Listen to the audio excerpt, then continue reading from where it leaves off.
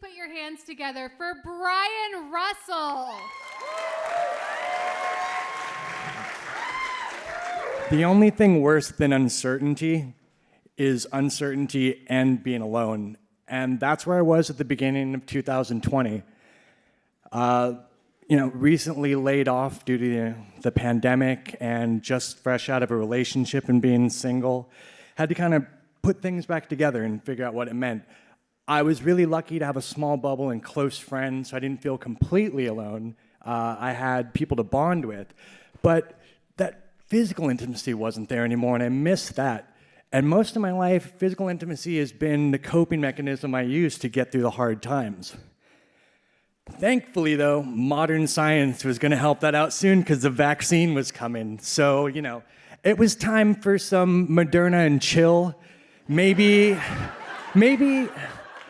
a J&J pajama jammy jam. So I was ready to see what I can get into. So I did what any aging, horny millennial would do. I went to the internet and found a website with other, hot to trot hedonists out there. And after posting some pictures and having some discussions, I found some new friends. And we chatted a little bit and decided that we should meet up. They were a fun couple, Cindy and Paul, and they invited me over to their house. And after a year or two of not experiencing any of that or not really knowing anybody other than my close friends, we set some early boundaries that this was just kind of be like, have some drinks, maybe something will happen, but it doesn't have to, like very casual. So I'm excited. And also, I'm really horny, and my dick is driving this whole situation now anyway. So I'm looking into it, getting ready to go. They give me the address, and I've only lived in the Pacific Northwest for about 3 years. But in the time I've been here, I've been getting more accustomed to not only the geography, but the geopolitical, of the Pacific Northwest. And when I figured out I was heading about 40 miles outside of Portland, I was a little concerned because I know,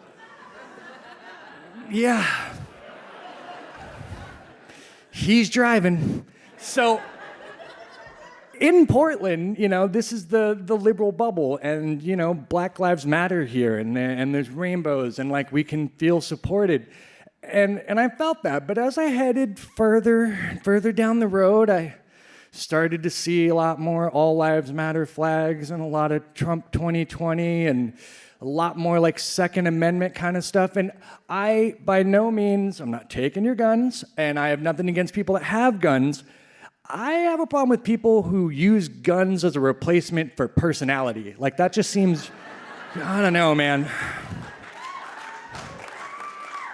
But as I head out there, I get to the house, things get a little more rural and working class as they do.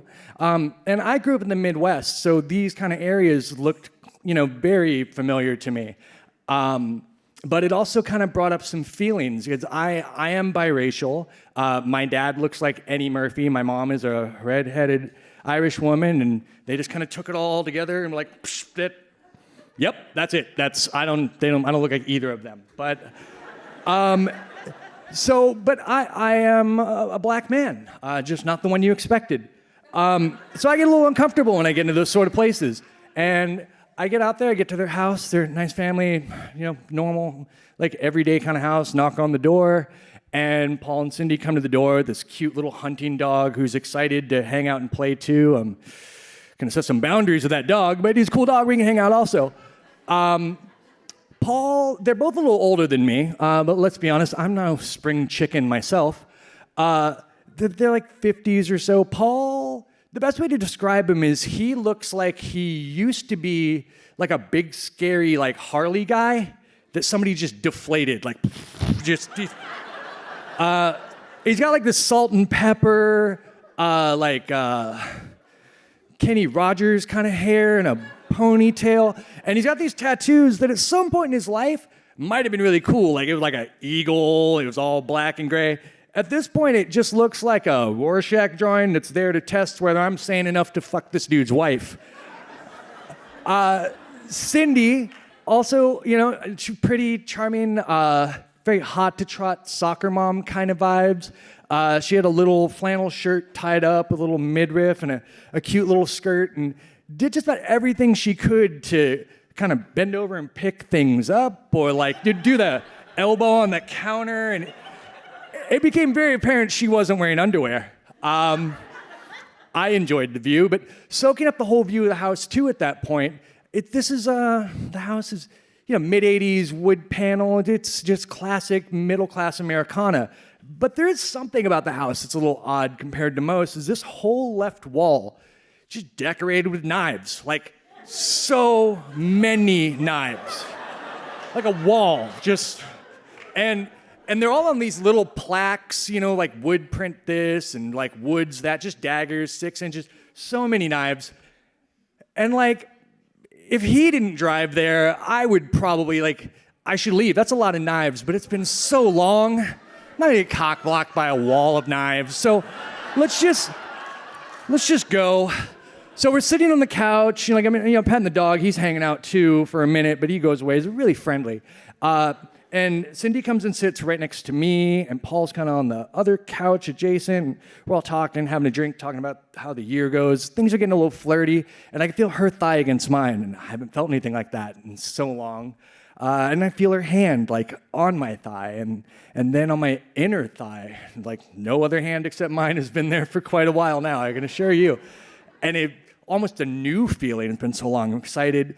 And then, Paul's just kind of take it out and show it to her, which feels a little gruff. Do you want to see it? And she's like, yeah. And I'm like, okay. And I take my pants down, and I'm erect. It's been a minute. I'm very excited about what's happening today.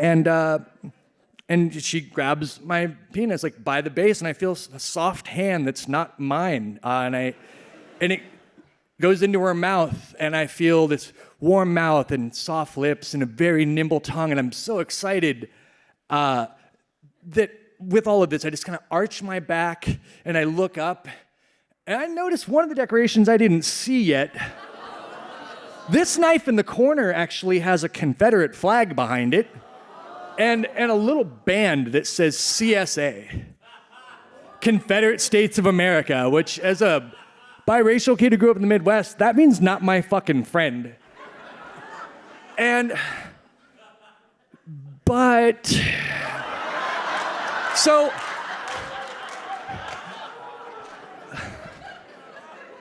maybe their grandfather gave it to them. Maybe they just got it from the Home Shopping Network in a bulk deal. You know what? I'm getting oral reparations right now, so I'm not gonna dwell on the past. Let's focus on right now.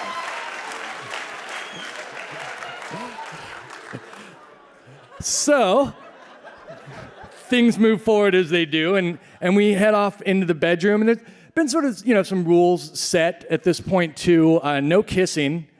It's like that pretty woman, love me. There's their special thing for just them. I respect that, and I'm horny.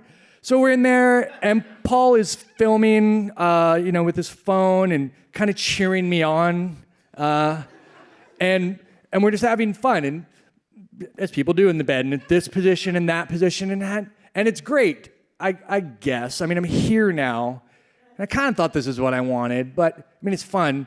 So, we get to the end.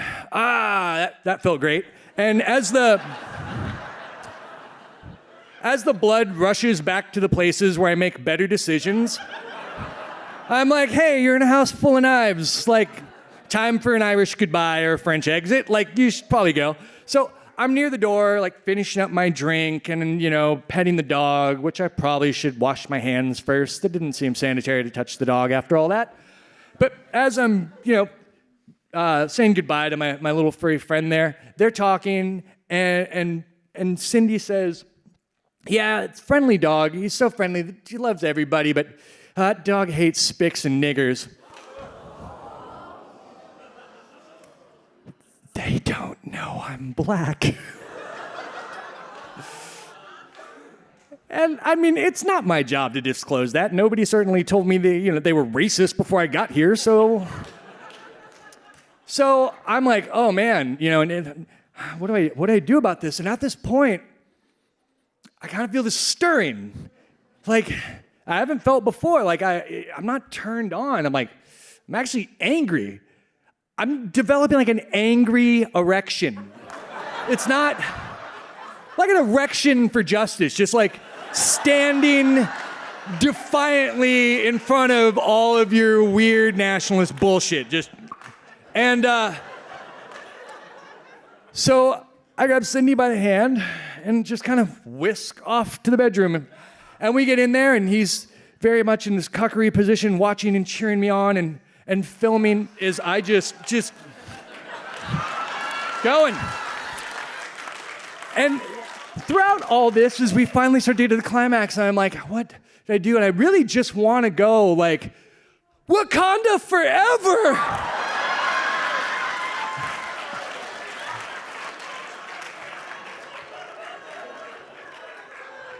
But Paul interrupts my black boy joy and says, come on her face.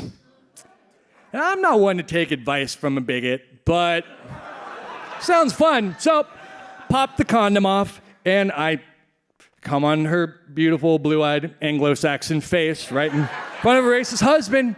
And again, the blood is really rushed back, and they're like, hey, you need to go. And so I kind of back up, and I'm just looking at what's occurring. And at this moment, Paul puts the phone down and comes over and puts his hand behind her neck and lifts her forward. And it's like very soft, gentle, beautiful moment. And I kind of realize at this moment too, as they're kissing passionately, looking into her eyes, that's what I want. I didn't come here for just this like dirty, weird strangers, sex with the people thing. I wanted that intimacy, you know? I wanted to kiss somebody softly, like, and as much as I want to get lost in this moment about that, I'm watching two racist people snowball my cum, so.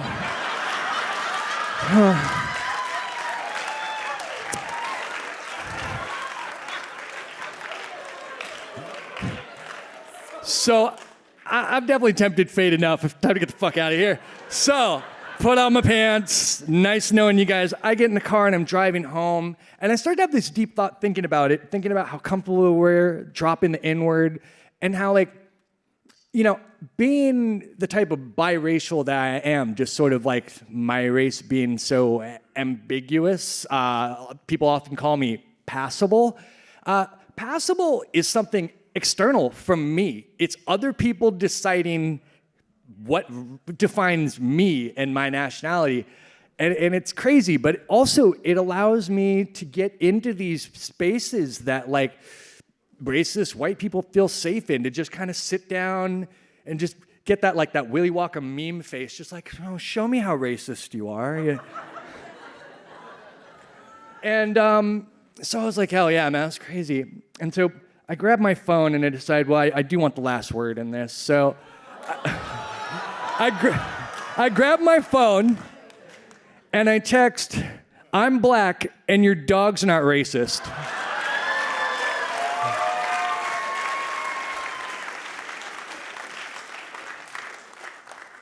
And although I never spoke to them again, I really do hope that at that moment that he looked down at his phone and noticed a message from me and maybe just sort of licking his salty lips. He realized what I know and what you guys all know, no matter race, creed, sexual identity, sexual preference, semen is semen.